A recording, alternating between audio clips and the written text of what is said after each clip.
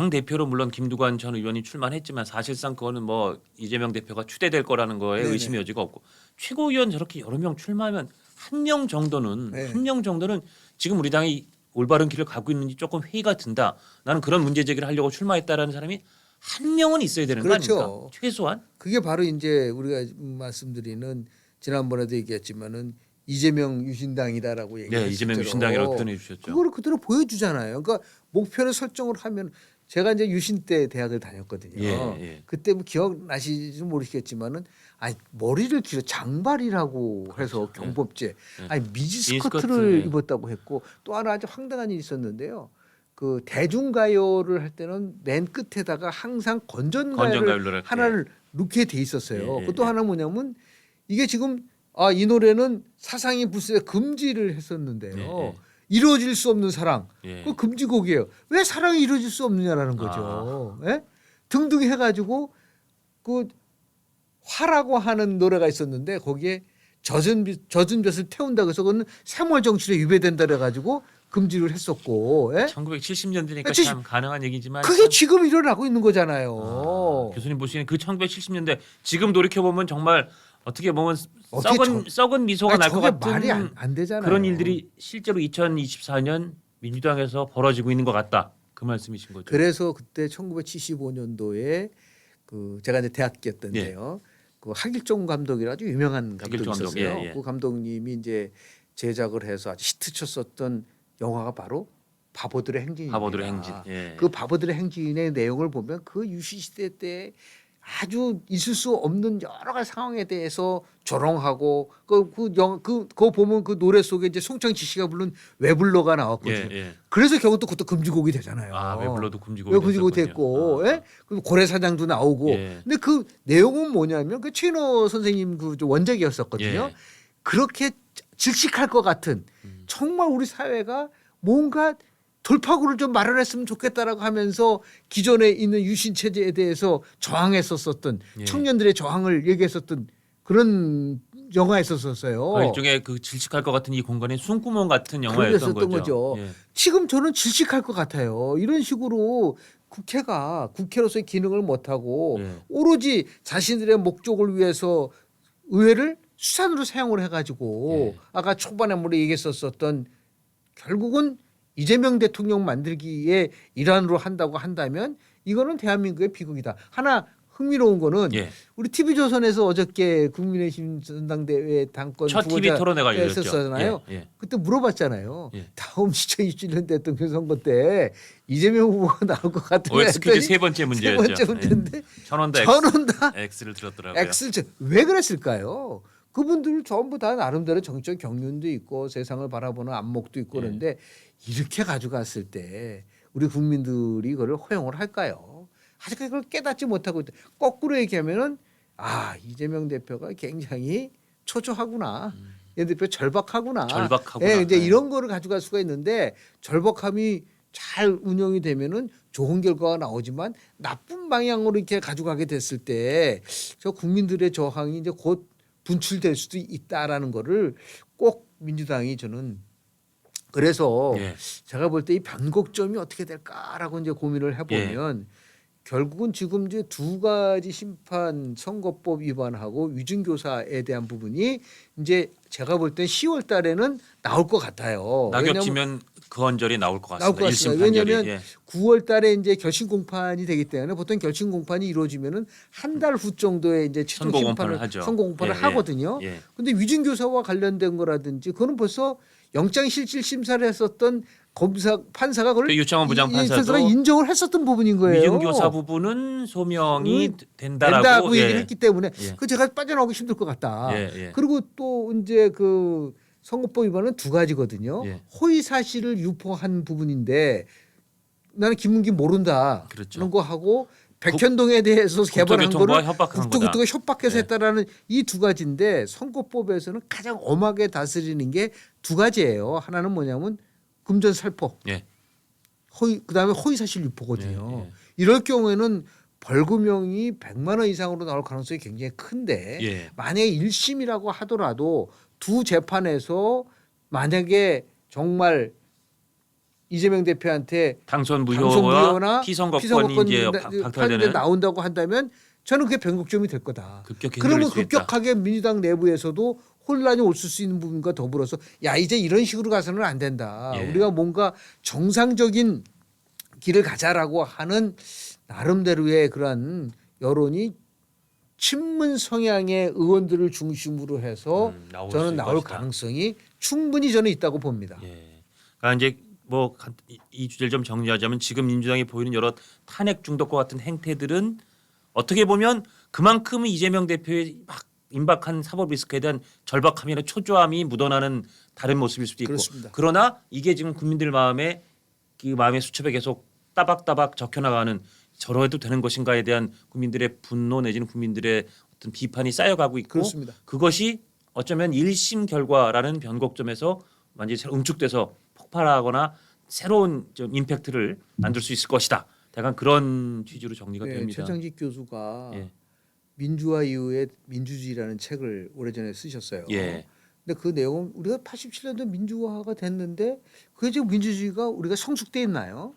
아까 말씀하신 것처럼 요새는 정말 그 중남미 우리가 예전에는 좀 네. 코웃음 쳤던 우중 정치 말도 안 되는 그 변질된 이상한 하여튼 대중민주주의로 우리가 가고 있는 것 같다는 생각이 들어요 정말. 그게 바로 이제 최창직 교수가 얘기했었던 민주화의 민주주의가 오히려 퇴보하고 있다라고 퇴보하고 얘기를 있다. 하셨거든요. 예. 그 부분과 굉장히 일맥상통할 수밖에 없는 부분이 아닌가라는 예. 생각을 좀 하게 됩니다. 하여튼 우리가 이 2024년에 이렇게 민주주의의 퇴보를 걱정하게 될 네. 거라고는 사실 불과 한 몇 년 전만 해도 상상도 못했던 일이 벌어지고 있습니다. 자, 그 다음 주제 간단히 네네. 뭐 계속 이건 굴러가는 주제인데 이 해병 그 최상병 특검법 일단 또 제2요구권이 행사됐어요. 네네네. 그리고 일부 국민의힘에서 결국 이제 제2요구니까 이제 3분의 2 이상이 찬성하지 않으면 이 법은 일단 또 폐기되는데 네. 어떻게 전망하세요? 제2요구 상황. 일단은 21대 국회에서 이게 다시 재의결된 상황에서 거부돼서 예, 예. 이거를 숙려 기한도 거치지 않고 더 어떻게 보면요 법이 더 악성으로 변한 법을 가지고 통과시켰어요. 그러니까 국민의힘 네. 주장은 이게 위헌적인 요소가 위헌에 위헌을 더해서 더 위헌적인 네, 그런 법이 식으로 됐다. 가져왔기 예. 때문에 만약에 위헌적인 부분들에 있는 것인데도 불구하고 대통령이 거부권을 행사하지 않으면 그건 직무유기죠. 예. 그렇죠? 예. 근데 다만 이제 이걸 자꾸만 공학적으로 예. 과연 국민의힘에서 몇 명이 이탈할 거냐고만 자꾸만 보는데 문제는 뭐냐면 잘못된 법을 예. 만들었을 경우에 예. 그 잘못 아까 우리가 모두에도 한 것처럼 견제와 균형이라는 걸 통해서 대통령이 거부권을 주는 거는 헌법적 사항이라는 부분이란 말이죠. 그렇죠. 예. 이런 부분들에 대해서 지금 민주당은 이번에 또 안 되면 다음에 계속 하겠다는 거 아니겠습니까? 계속 할 것 같아요. 도돌이 예, 표식으로 가겠다는 얘기인데 예. 그건 결국 뭐냐면 불통의 대통령 이미지를 만들기 위한 거 이해는 별로 없는 것 같아요. 결국 그러면서 그쪽에서 소위 탄핵 마일리지를 쌓고 있다 뭐 이런 거에 의도된 어떤 그렇죠. 그 그 탄핵 행동일 수 있죠. 소추를 하는 거와 연결시키면 저렇게 법을 무시하고 있기 때문에 이건 위배를 중대한 법 위반 행위다라고 그걸 뒤집어 씌우기 위해서 가는 부분들도 분명히 있어 있을 수 보이죠. 있다고 보이는 예, 거죠. 예. 그러면 근데 뭐 최근 또 이 관련된 뉴스는 임성근 사단장에 대해서 네. 경찰 조사 결과는 무혐의 그래서 불송치하기로 했어요. 이게 좀 이 정국에 영향을 어떻게 끼치죠? 근데 처음에 저는 이 이제 문제가 발생이 됐을 때 우리 예. 순직한 예. 우리 최상병의 문제에 대해서 마음 아프죠. 마음 그런데 아프죠. 예. 1차적으로 대통령이 아주 굉장히 극노했다라는 표현을 막 썼었어요. 뭐 경로했다. 예, 경노했다. 그런데 실제로 보면은 왜 그런 화를 냈을까요? 아니 이제 알려진 범인이- 거로는 대통령의 경로의 이유는 알려진 거는 뭐 이런 일로 사단장까지 그렇죠. 책임을 물으면 앞으로 어떻게 군대 지휘하냐 뭐 이런 근데 이제 취지였던 가장 거로. 이제 그 우리가 항상 어떤 문제가 나오면 이제 기본과 원칙에 관련된 얘기를 먼저 다듬고 가야 되거든요. 예. 그러면 해병대의 그 지금 수사단이 예. 결국 8명에 대해서 기소 요건으로 경찰에 올리겠다라고 한 거였었어요. 원칙은요. 예. 그러면은 해병대 수사 단원이라고 얘기를 하는데 해병대가 수사할 수 있는 권한이 있나요? 그러니까 그 수사권이 없었더라고요. 수사권이 없죠. 법이 바뀌었어. 조사권은 있어요. 예. 그 조사권이 있는데 예를 들어서 그걸 마치 수사를 한 것처럼 해서 요거는 뭐냐면 수사 외압이에요. 예. 아니, 수사권이 없는데 그거를 예를 들어 수사를 해가지고 어떻게 어떤 권한으로 경찰에다가 기소를 하라고 얘기를 할 수 그 부분에 대해서 분명히 잘못을 일단은 지적을 해야 되지 않을까요? 그렇죠. 수사 외압이라는 그 표현이 성립하지 않는 거죠. 않는 거죠. 그런 수사권이 의미에서 봤을 때 없으니까. 수사권이 예. 없기 때문에 예. 그럼에도 불구하고 일단은 대통령이 지시를 해가지고 이것이 바뀌었다라고 하는 것이 지금 이제 문제의 핵심이지 않습니까? 민주당 주장인 거죠 일단. 그런데 예. 실제로 보면은 그 8명 중에서 임성근 이제 상가에 예. 들어가 있는데 이거 현장에서 이를 담당했었던 분인가요? 그리고 아니, 이번 수사 결과 보면서 저도 좀 환기했던 게 그 전에도 한번 들었었는데 그 당시에 지휘권이 해병대 사단장한테 있는 게 아니라 그 같이 통합하고 있는 육군으로 이미 이 예. 대민 사업의 지휘권이 넘어간 상태라서 그렇기 때문에 이 사단장에게는 그 지휘권조차도 없었기 때문에 직권 남용도 아니다. 왜냐하면 그 직권 자체가 존재하지 않았기 때문에. 그렇습니다. 예. 그런데 그런 부분들이 제가 말하는 이 기본과 원칙에 대한 문제고 만약에 현장에 있었던 분들은 이제 책임의 소재가 분명히 해야겠죠. 예. 그런 식으로 따지면요, 우리가 일상에서 일어나는 모든 사건이 터졌을 때 이거는 누구 책임이냐? 대통령 책임일 수도 있는 거예요. 대통령이 모든 우리 모든 국정의 국정운영에 총괄 전반에 책임자니까. 총괄 책임을 져야 되기 네. 때문에 그거를 얘기를 하면 어떻게 될까요? 이건 너무 좀 과하지 않느냐. 그렇죠. 그렇지 않다. 그래서 직권남용이라든지 이런 부분들에 대해서 경찰청에서 경북경찰청에서 임성근 사단장에 대해서는 이런 불기소를 한 거로 나온 거 아닙니까? 예. 그런 거와 마찬가지로 그렇다고 한다면은 지금도 핵심은 이겁니다. 수사가 지금 계속해서 진행이 되고 있는 상황이라고 한다면 수사가 끝나고 나서 뭔가 잘못된 부분이 있다고 한다면 그때 그 특검을 하더라도 늦지 않은 거 아닌가요? 예. 이게 지금 굉장히 시급한 현안인가요? 그렇지 않습니까? 그래서 그때 지난주에 나오셨을 때 이제 음. 그 한동훈 후보가 출마하면서 네. 이 최여병 특검법을 어떻게 보면 제3자 약간 수정 제안을 했던 게 이 선거 전략적으로는 좀 불리할 수 있다. 왜냐하면요, 예. 이제 선거 전략서로도 불리하고 예. 또 하나는 선거 후에도 만약에 당 대표가 된 이후도 굉장히 곤혹스러울 거예요. 왜냐하면 첫 번째 예. 이게 지금 제3자 방식의 특검을 얘기를 하면서 선 조사 후 특검이라는 게 지금 당론으로 정해져 있는 거거든요. 그 대통령의 그 기자회견에서도 얘기하신 그래서 그건 한 거였고 거죠. 당론도 그런 거죠. 그런 식이죠. 예. 그러면 지금 한동훈 후보 같은 경우는 그 당론을 거부하는 거잖아요. 당론과 결이 다르죠. 결이 확실히. 다르잖아요. 예. 확실히 다르잖아요. 예. 물론 대안을 제시한다는 면에서는 우리가 새로운 방식이라고 얘기할 수는 있겠으나 예. 그러나 당원들의 입장에서 봤을 때는 그러면은 당 대표가 될 분이 저런 식으로 우리가 왔었던 거를 무너뜨릴 수 있느냐라는 부분 하나고 또 하나는 뭐냐면 저렇게 예를 들어서 저런 식으로 만약에 가게 되면은 대통령실과의 관계가 과연 원만해질 수 있을 것이냐. 그래서 당정 갈등에 대한 우려들이 있을 수 있게끔 준 거는 사실이란 말이죠. 예. 이것이 이제 결국 한 후보에게는 뭐 유리한 부분은 아니다라는 거고요. 저는 예. 오히려 그거보다 예. 만약에 예. 한 후보가 당 대표가 됐을 때 상상할 수 있는 부분은 뭐냐면요. 그럼 만약에 민주당이 예. 전략적으로 그럼 한 후보가 얘기하는 방식으로 특검하겠다.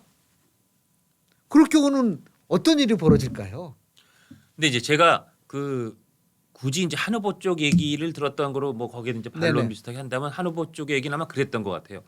지금 이렇게 해서 자기가 대표가 되고 나서 수정한 제안을 받는다면 그때쯤이면 이미 공수처의 수사가 끝날 즈음일 것이다. 그러니 전체적으로 결로 봐서는 공수처의 수사가 끝나고 그리고 또 미흡하면 뭐 특검을 자처하겠다고 대통령 얘기하고 그러니까 시간표가 그렇게 아주 어긋나지는 않는다. 뭐 이런 취지로 저는 이제 기억합니다. 그건 예. 그렇게 너무나 그 본인에게 이제 유리하게만 해석을 한 거죠. 예. 꼭 반대로 얘기해가지고 공수처 수사가 끝나기 전에 제가 얘기한 건 민주당이 이번에 이제 제기를 안 됐을 경우에 예. 다시 이제 뭐 거부가 됐을 때 그러고 나서 그 문제를 가지고서 계속해서 최상병 특검이 오히려 한동훈 지금 후보의 발목을 잡을 수 있는 부분들이 분명히 존재할 수 있다는 거죠. 예. 이게 이제 그런 의미에서 봤을 때 좀 신중했었어야 된다라고 얘기를 하고. 예. 근데 일단 뭐 이제 그렇게 얘기를 했기 때문에 어쨌든 간에 이 문제를 풀 수 있는 지혜를 모여야 되고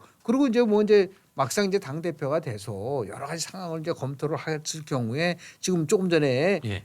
얘기하신 것처럼 여러 가지 이제 사항을 다시 재수정을 해서 갈 수 있는 방안을 마련을 할 수 있는 부분들도 있겠지 않을까라는 생각을 좀 하게 되는데 여하튼간에 일단은 그 제3자 방식의 특검을 얘기한 거는 한동훈 위원장 나름대로 이러한 대통령실과의 차별화라는 것이 이번 당권 경쟁에서 좀 유리하게 작용될 수 있을 것이다라는 판단 속에서 나온 그러한 나름대로의 포석이 아닌가라는 생각을 좀 하게 그렇죠. 됩니다.